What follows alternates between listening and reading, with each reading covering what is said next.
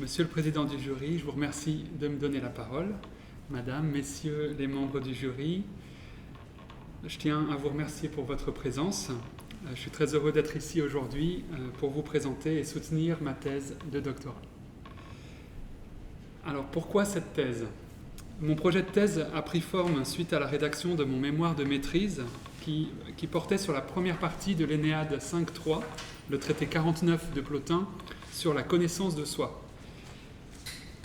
La première partie de ce traité analyse la remontée de l'âme individuelle en direction de l'intellect, et mon travail de mémoire s'est plus particulièrement intéressé au rôle de la dianoia, ou de la faculté discursive, dans cette remontée de l'âme. J'ai ainsi pu mettre en évidence le rôle primordial de la dianoia dans la remontée de l'âme vers l'intellect, et les conseils pratiques donnés par Plotin à cet égard tout au long de son traité. Malgré la déficience du mode de pensée discursif par rapport au mode de pensée noétique, Plotin utilise et encourage l'utilisation de la dianoia dans la perspective d'un cheminement éthique conduisant l'âme d'une connaissance de soi ordinaire à la connaissance de soi véritable de l'intellect. Ce sont précisément ces conseils pratiques, dont fait partie l'usage de la raison discursive par l'homme se situant dans le monde sensible, qui forment le point de départ de mon projet de thèse.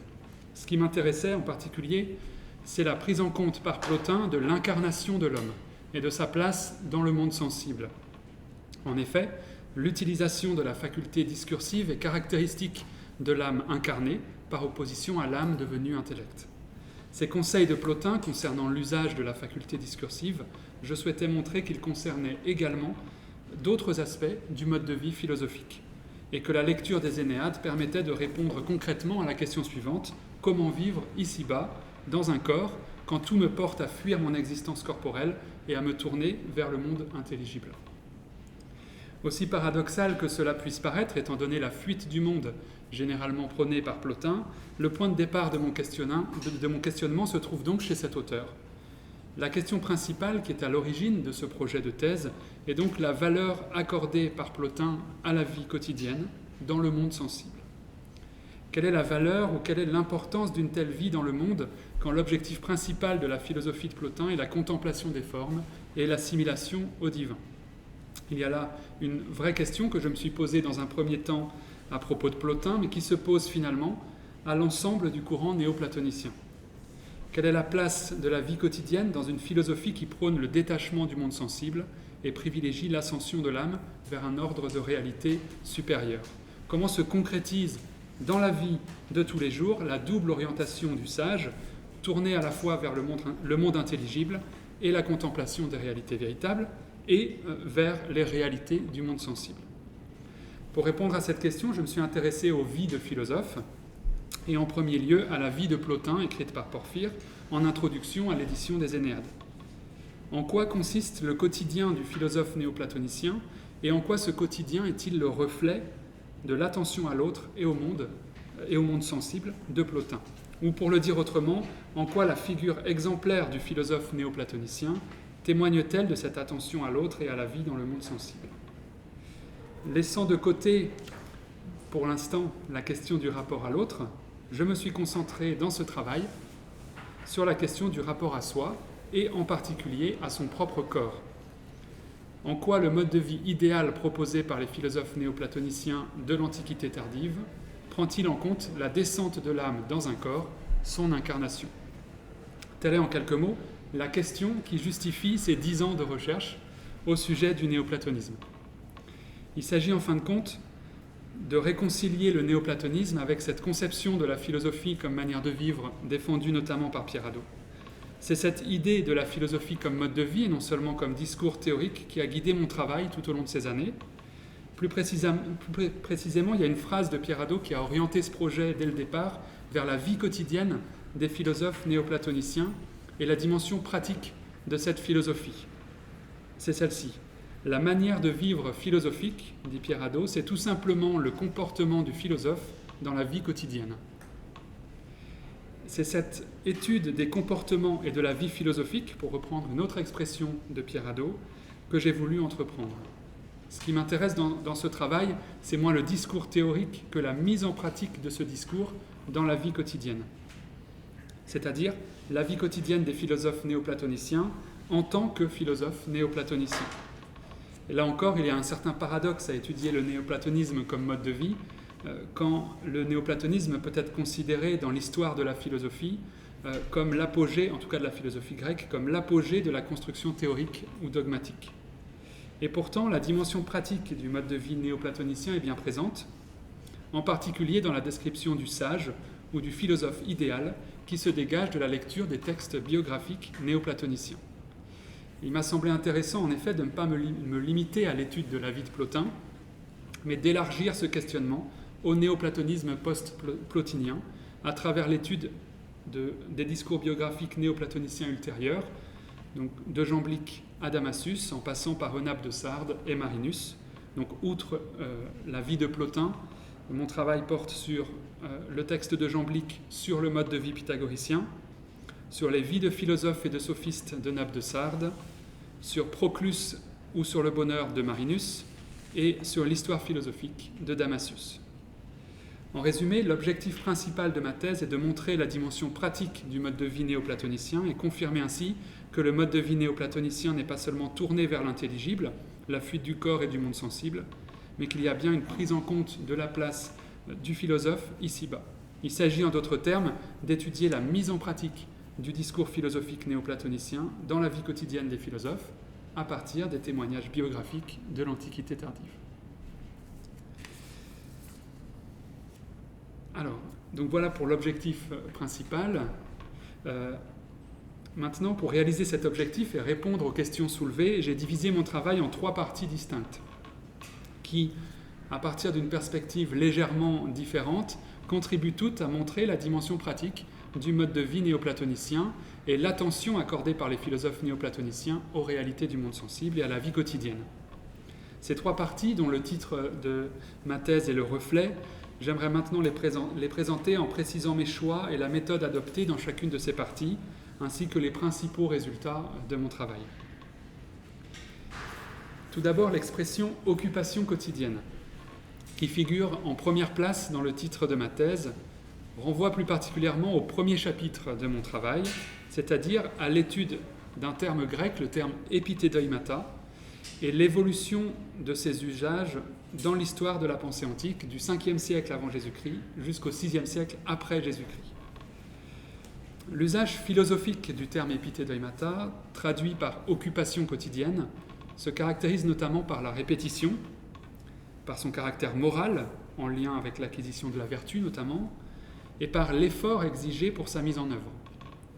Fruit d'un choix délibéré et conscient, les occupations quotidiennes désignées par le terme épithédoimata font partie intégrante du mode de vie philosophique et jouent un rôle important dans la transformation de l'individu qui les pratique, en lien notamment avec la divinisation de l'âme, en tout cas dans le contexte platonicien et néoplatonicien. Ces occupations permettent notamment de distinguer le philosophe de l'homme ordinaire et témoignent de la singularité du mode de vie philosophique. Les occupations des philosophes sont directement liées au choix de vie philosophique, qui est le leur, et l'étude de ces occupations permet ainsi de mieux comprendre ce mode de vie. Ce terme est donc, à mon avis, une porte d'entrée intéressante pour l'étude de la philosophie comme manière de vivre, non seulement dans le néoplatonisme, mais de manière très générale dans l'Antiquité grecque. C'est en tout cas ce que j'ai voulu montrer dans ce premier chapitre, qui, dans la structure globale de mon travail, justifie l'intérêt porté au texte biographique néoplatonicien, texte dans lequel les occupations quotidiennes sont particulièrement visibles, et qui justifie également l'intérêt porté aux pratiques du corps, ces occupations liées aux soins ou au détachement du corps. Donc ce premier chapitre vient justifier par l'étude d'un terme très précis les 2 chapitres suivants. Mais il a, me semble-t-il, un intérêt plus général qui est de montrer la dimension pratique de la philosophie antique, dès lors que le discours philosophique se traduit par un certain nombre d'occupations quotidiennes tout à fait concrètes, telles que la marche, le sport, l'alimentation, la musique, etc. Enfin, l'étude des usages néoplatoniciens du terme épithédoimata montre la contemplation et la pratique des belles occupations comme moyen privilégié d'atteindre le but de la philosophie, à savoir l'assimilation à Dieu. À la fois moyen de s'élever vers le divin et reflet de la disposition de l'âme, le philosophe platonicien est donc particulièrement attentif aux occupations quotidiennes, plus que de simples faits et gestes, plus que de simples anecdotes, les occupations des philosophes néoplatoniciens sont le reflet d'un mode de vie proprement philosophique et méritent donc que l'on s'y attarde. Ensuite, biographie néoplatonicienne. Le deuxième chapitre de ma thèse est consacré à l'étude des textes de mon corpus, c'est-à-dire à l'étude des textes biographiques néoplatoniciens, dont j'ai déjà fait la liste. La dimension pratique du mode de vie philosophique idéal y apparaît clairement, et les occupations, donc ces epithédeumata, qui font partie de ce mode de vie, y sont décrites avec précision. Ces textes permettent en effet de reconstituer de manière concrète le mode de vie idéal des philosophes néoplatoniciens, les occupations qui rythment leur vie quotidienne, et sont de ce fait l'une des sources d'informations importantes concernant les occupations des philosophes néoplatoniciens, même s'il existe d'autres sources, mais c'est l'une des sources importantes. On y trouve non seulement une description du sage ou du mode de vie idéal, mais on y trouve aussi un appel à l'imitation, une exhortation à vivre selon le modèle décrit. Et en raison du caractère paradigmatique et protreptique des textes biographiques, les occupations quotidiennes des philosophes y sont particulièrement visibles. Parce qu'ils présentent au lecteur un mode de vie idéal à imiter dans sa propre vie, les textes biographiques néoplatoniciens sont un exemple concret et vivant de mise en pratique de cet idéal. Et parce qu'ils exhortent les lecteurs à adopter le mode de vie idéal qu'ils véhiculent, ces textes jouent un rôle important dans la diffusion du mode de vie néoplatonicien et de manière générale dans l'apprentissage du mode de vie philosophique. Tels sont, au-delà des différences de genre littéraire, de contexte éditorial et d'objectifs, tels sont les points communs entre les textes biographiques étudiés. Telles sont également les raisons pour lesquelles il me paraissait intéressant de prendre au sérieux ce corpus de textes dans l'étude des occupations quotidiennes des philosophes néoplatoniciens. La variété des portraits et les divergences que l'on peut lire dans le mode de vie idéal rendent également ce corpus particulièrement intéressant parce qu'il reflète ainsi la diversité du mode de vie philosophique idéal au sein du néoplatonisme et offre aux commentateurs modernes que je suis l'opportunité de saisir les différentes manières de vivre en philosophe dans le néoplatonisme. Ce deuxième chapitre a donc l'intérêt de présenter une vue d'ensemble des textes biographiques néoplatoniciens et justifie leur prise en compte dans l'étude du néoplatonisme comme manière de vivre, c'est-à-dire dans l'étude de la philosophie néoplatonicienne comme pratique de la vie quotidienne. Ensuite, l'expression pratique du corps, troisième élément du titre de ma thèse, désigne les occupations liées au corps des philosophes néoplatoniciens. Tel est l'objet du chapitre 3, dans lequel j'étudie un type d'occupation particulier lié à l'éthique néoplatonicienne et plus particulièrement à la gestion du corps et de son rapport à l'âme. Deux autres types d'occupations au moins auraient pu faire l'objet d'un chapitre supplémentaire pour compléter l'étude du mode de vie néoplatonicien dans sa dimension pratique. Ce sont les occupations liées à la gestion du foyer, de la famille, ou à la dimension ou liées à la cité, à la vie dans la cité, donc toute la dimension politique et toute la dimension du rapport à l'autre, donc que je n'ai pas abordé dans ce travail. Ces aspects faisaient bien partie de mon projet de thèse initiale, mais pour des raisons tout à fait pragmatiques, la thèse faisant déjà 500 pages et ayant déjà travaillé 10 ans sur ce projet, j'ai focalisé ce troisième chapitre sur les pratiques du corps, et en particulier tout ce qui concerne le rapport à l'autre pourrait faire l'objet de travaux ultérieurs. Il me semble toutefois que l'étude des occupations économiques et politiques, donc tout ce qui concerne la vie, la gestion du foyer ou la gestion de la cité, toutes ces occupations-là des philosophes néoplatoniciens aboutiraient à des résultats similaires, à savoir la confirmation de la dimension pratique du néoplatonisme comme mode de vie et l'attention accordée par les philosophes néoplatoniciens aux réalités de la vie quotidienne.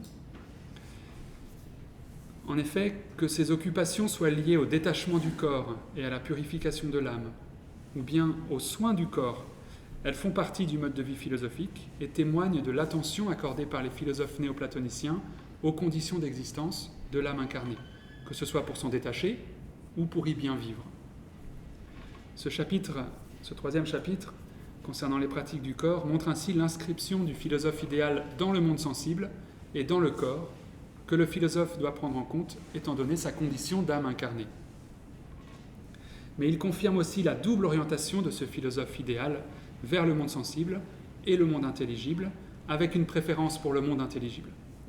Il ne s'agit pas en effet de nier la priorité du soin de l'âme et du devenir de l'âme par rapport aux soins du corps, mais de montrer leur complémentarité et de montrer l'attention accordée malgré tout par les philosophes néoplatoniciens aux nécessités de la vie quotidienne de l'âme incarnée.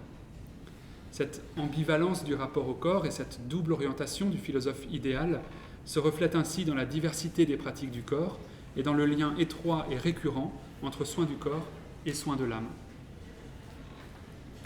Que ce soit la musique, les activités physiques et sportives, la marche ou la médecine, et en particulier la diététique, l'ensemble des occupations présentées par les textes de mon corpus témoignent de cette double dimension du souci de soi. L'attention accordée au devenir de l'âme et le soin du corps ne s'opposent pas mais se complètent, le soin du corps participant bien au contraire au progrès de l'âme vers le divin. Plus encore, le corps apparaît parfois comme un instrument de l'âme en vue d'atteindre le but de la philosophie. C'est en ce sens que les occupations liées au corps peuvent être considérées, à mon avis, comme de véritables exercices spirituels, c'est-à-dire comme des outils de transformation de l'âme et de conversion vers le divin. Que ce soit les occupations liées au détachement du corps et à la purification de l'âme, ou les occupations liées aux soins du corps, toutes permettent à l'âme de se tourner vers l'intelligible, ou du moins de ne pas entraver son retournement. Ce troisième et dernier chapitre offre donc un premier aperçu du mode de vie néoplatonicien idéal, dans sa dimension pratique, à travers l'étude des occupations liées au corps, c'est-à-dire, je le répète, un type d'occupation très spécifique, étudié à partir d'un corpus de textes lui aussi restreint. Loin de moi l'idée de proposer donc une vision d'ensemble du mode de vie néoplatonicien, mais j'espère avoir contribué à travers ce chapitre à l'étude de l'éthique néoplatonicienne et à la dimension pratique de cette éthique. Ma thèse, s'il me reste encore un peu de temps, oui. Ma thèse propose ainsi un parcours allant du général au particulier, de la place des occupations, les epithédaimata, dans le mode de vie philosophique, c'est le chapitre 1, à la place des pratiques du corps dans le mode de vie néoplatonicien, c'est le chapitre 3, en passant par la dimension pratique du mode de vie philosophique, visible dans les textes biographiques néoplatoniciens, c'est mon chapitre 2. Et en resserrant progressivement mon objet d'étude, j'espère avoir apporté ma contribution à l'étude de la philosophie antique comme manière de vivre, à l'étude du néoplatonisme comme mode de vie, et à l'étude du mode de vie néoplatonicien idéal.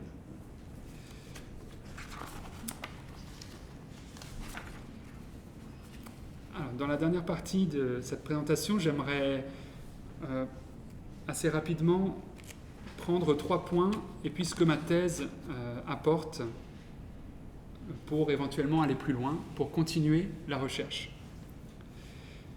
Donc je proposerai quelques pistes de recherche ouvertes par mon travail. Bien conscient des limites de celui-ci, étroitement liées au choix que j'ai dû faire tout au long de mon parcours, il me semble que plusieurs éléments mériteraient d'être approfondis ou poursuivis par des recherches ultérieures. Tout d'abord, la philosophie comme manière de vivre. L'étude du terme epithédaimata et la mise en évidence de leur importance, donc l'importance de ces occupations dans la description du mode de vie philosophique, pourrait participer, à mon sens, au développement de l'histoire de la philosophie comme manière de vivre, en particulier dans l'Antiquité grecque. Particulièrement présent chez les auteurs platoniciens, le terme désigne une réalité, les occupations quotidiennes propres au mode de vie philosophique, dignes d'être étudiées pour elles-mêmes et en lien avec le discours philosophique des auteurs étudiés. Et ceci dans le but d'observer pour chaque auteur et dans chaque tradition philosophique concernée la manière dont les philosophes intègrent dans leur comportement quotidien les principes philosophiques qu'ils défendent par ailleurs de manière théorique. Cette transition de la théorie à la pratique, il me semble que l'étude des epithédaimata permet de la mettre en évidence et de la questionner. L'accord du philosophe avec son propre discours, cette cohérence que les stoïciens notamment appellent de leur vœu, il me semble qu'elle passe par la pratique quotidienne de certaines occupations. Il est donc intéressant de prendre ces occupations au sérieux, que ce soit dans l'étude des textes de tradition platonicienne ou dans l'étude des textes philosophiques appartenant à d'autres traditions. Ensuite, concernant le discours biographique.